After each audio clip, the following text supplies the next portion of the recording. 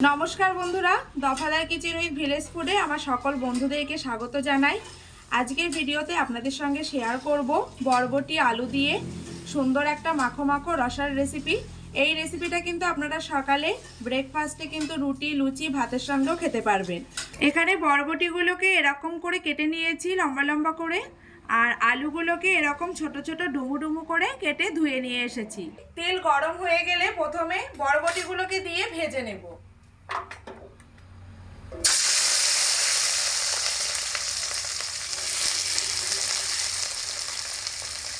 3 থেকে 4 minute medium আঁচে রেখে এইভাবে পাতিয়ে দিয়ে মোটামুটি ভেজে নিয়েছি বরবটিগুলোকে। তো এরকম হালকা লাল করে ভেজে নিতে হবে, এতে করে কিন্তু বরবটি হাফ সেদ্ধও হয়ে যায় আর কালারটাও কিন্তু খুব ভালো আসে, খেতেও ভালো লাগে। তো এবার আমি তেল থেকে ছেঁকে বরবটিগুলোকে তুলে নেব। কড়াইতে যতটুকু তেল আছে তার মধ্যে আলুগুলোকে দিয়েও 2 মিনিট মতো ভেজে নেব। আলুগুলোকে এখানে 2 মিনিট মতো সময় নিয়ে ভেজে নিয়েছি হালকা লাল করে। এবার আলুগুলোকেও তেল থেকে ছেঁকে তুলে নেব। কড়াইতে কিছুটা পরিমাণ আবারও সর্ষের তেল দিয়ে ভালো করে গরম করে নিয়েছি। গরম তেলের মধ্যে প্রথমেই দিয়ে দেব কিছুটা পরিমাণে কালো জিরে। এবারে দিয়ে দেব কটা কোয়া রসুন। রসুনটা প্রথমে একটু লাল লাল করে ভেজে নিতে হবে, যাতে করে রসুনের মধ্যে কাঁচা গন্ধটা চলে যায় আর রসুনটা খুব সুন্দরভাবে ভাজা হয়। রসুনগুলোকে এরকম লাল লাল করে ভেজে নিয়েছি। এবার এর মধ্যে দিয়ে দেব কেটে রাখা একটা মিডিয়াম সাইজের পেঁয়াজ কুচি। পেঁয়াজটাকেও ওই একই রকম ভাবে একটু লাল লাল করে ভেজে নিতে হবে। পেঁয়াজ রসুন দুটোই ভাজা হয়ে গেছে। পেঁয়াজ আমি এখানে 1 মিনিট মতো ভেজে নিয়েছি। তো এবার আমি এর মধ্যে দিয়ে দেব স্বাদ মতো লবণ। লবণের পরিমাণটা এখানে একটু বুঝে দিতে হবে, যেহেতু আগে এখানে লবণ দেওয়া নেই, তো আমি আমার মতো এখানে লবণ দিয়ে দিলাম স্বাদ মতো। এবারে দিয়ে দেব হলুদ গুঁড়ো। এবার একটু নাড়াচাড়া করে নেব।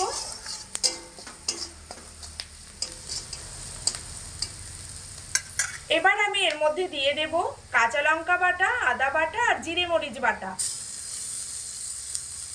এবার মশলার বাটিটা ধুয়ে খুব অল্প করে একটু জল এখানে দিয়ে দেব।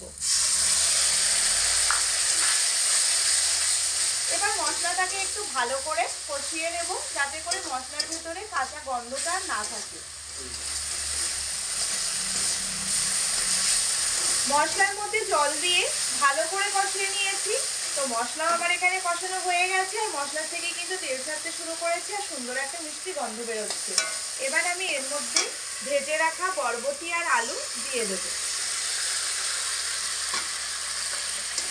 বরবটি আলু দিয়ে মশলার সঙ্গে মোটামুটি 2 থেকে 3 মিনিট মতো একটু মিডিয়াম আঁচে রেখে কষিয়ে নেব। 2 থেকে 3 মিনিট কষানো হয়ে গেছে মশলার সাথে। এবার আমি এর মধ্যে পরিমাণ মতো জল দেব।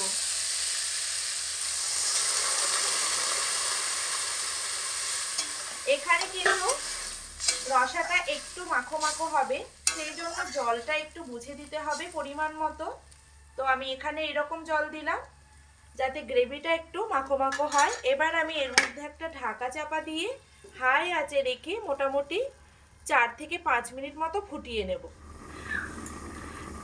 4 থেকে 5 মিনিট হাই আঁচে রেখে ঢাকা চাপা দিয়ে ফুটিয়ে নেবার পর এবার ঢাকনাটা খুলে দিচ্ছি। এর ফাঁকে কিন্তু আমি 1 থেকে 2 বার একটু নাড়াচাড়া করে দিয়েছিলাম। তো দেখুন গ্রেভিটা কিন্তু আগের থেকে অনেকটা ঘন হয়ে এসেছে।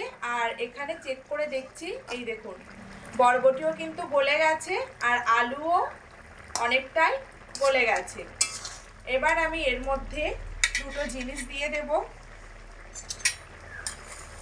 এবার এখানে দিয়ে দেব 1 চামচ চিনি, কারণ রুটি লুচির সঙ্গে খেতে গেলে কিন্তু একটু মিষ্টি মিষ্টি না হলে ভালো লাগে না। আর দিয়ে দেব কিছুটা পরিমাণে কাঁচা ধনেপাতা কুচি।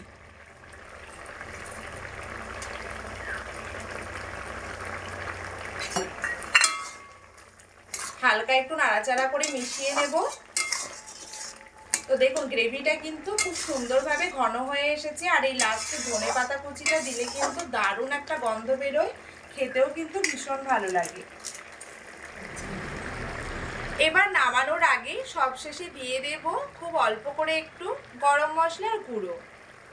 গুঁড়ো দিয়ে কিন্তু আর বেশি সময় ফোটাবো না, হালকা একটু নাড়াচাড়া করেই এটাকে নামিয়ে নেব।